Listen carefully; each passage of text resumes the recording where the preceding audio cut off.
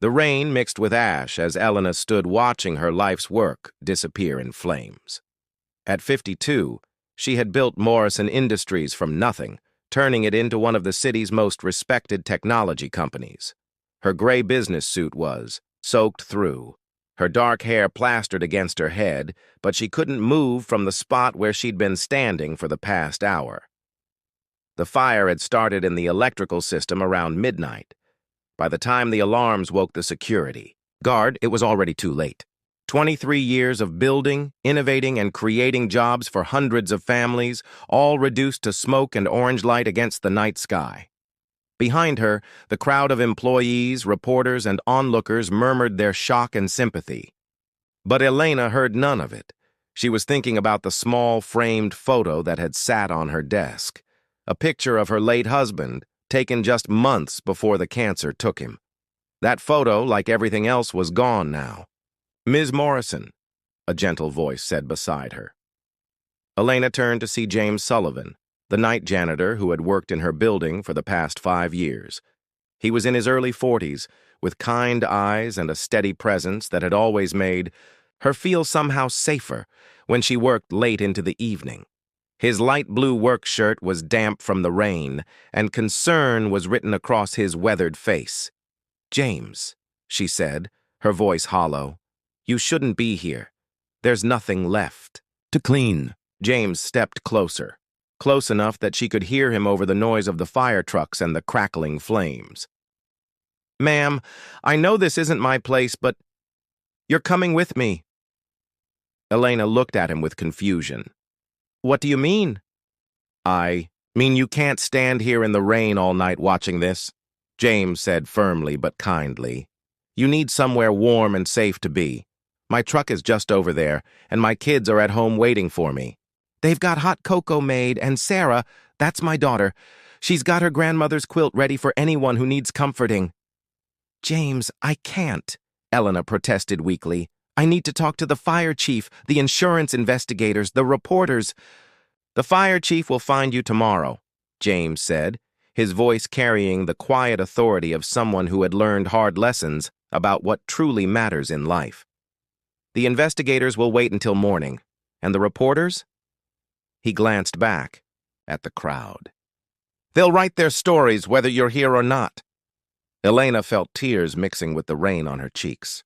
"You don't understand. This was everything. 23 years of work gone. All those people who depended on their jobs here. I failed them all." James was quiet for a long moment, studying her face in the flickering light of the dying flames. "Ms. Morrison, can I tell you something?" She nodded. 3 years ago, my wife got sick. Cancer. The medical bills started piling up, and I was working 3 jobs just to keep up with them. I was exhausted, scared, and running out of hope. He paused, his voice growing softer. "One day I found an envelope slipped under my locker door. Inside was a check for $20,000 and a note that just said, 'For Susan's treatments. No need to pay back.'" Elena's breath caught. She remembered that day, remembered learning about James's wife from the HR department, remembered the sleepless night she'd spent writing that note. "I never told you that I knew it was from you," James continued. "But I knew. And that money gave Susan 6 more months with us.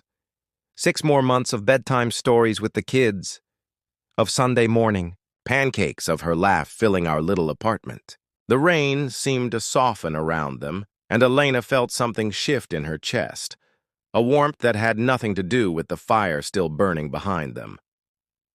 "You didn't fail anyone tonight, Ms. Morrison," James said, his hand gently touching her shoulder. "Buildings burn, businesses fail. But kindness? Kindness builds something that fire can never touch." Elena looked into James's eyes and saw something she hadn't seen in months of board meetings and crisis management calls. She saw genuine care, uncomplicated by profit margins or stock prices. "My truck's warm," James said again, this time with a small smile. "And my kids make the best hot cocoa in the city. Sarah learned the recipe from her grandmother, and 10-year-old Michael always adds extra marshmallows when someone's having a hard day." For the first time in hours, Elena smiled. "Your children sound wonderful." "They are," James said proudly. "And they'd like to meet the lady who made sure their mama got to see Michael lose his first tooth and Sarah win her first spelling bee." As they walked toward James's modest pickup truck, Elena realized something profound. She had spent decades measuring success by the height of her building, the size of her profits, the number of people who worked for her. But walking beside James through the rain, she understood that perhaps the most important thing she had ever built wasn't made of steel and glass at all. It was made of moments like the one when she decided to help a struggling employee she barely knew. It was made of the trust in James's voice, when he refused to let her stand alone in the rain. It was made of the invisible threads that connect one human heart to another.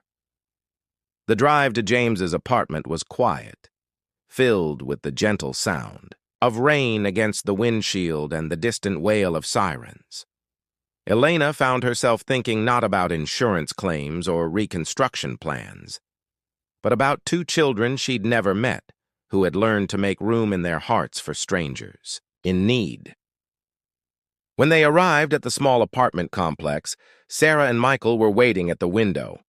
Elena saw their faces light up when they spotted their father's truck, and she realized that she was about to experience something she hadn't felt in years.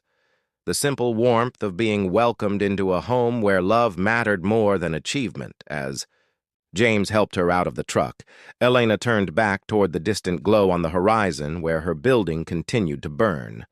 Tomorrow, she would begin the difficult work of rebuilding. Tomorrow, she would face the investigators and the insurance adjusters and all the complicated realities of starting over. But tonight, she would sit in a warm kitchen and drink hot cocoa made by children who understood that kindness is the most important thing you can offer someone whose world is falling apart. Tonight, she would learn that sometimes losing everything is the only way to discover what you truly have. "Thank you, James," she said as they approached the apartment door, "for not letting me stand there alone." James smiled, his hand on the doorknob. "Ms. Morrison, after everything you've done for my family, there's no way I was ever going to let you face anything alone." As the door opened and she heard children's laughter spilling out into the night, Elena realized that perhaps this ending was actually a beginning, not just of rebuilding a business, but of building the kind of life that no fire could ever destroy.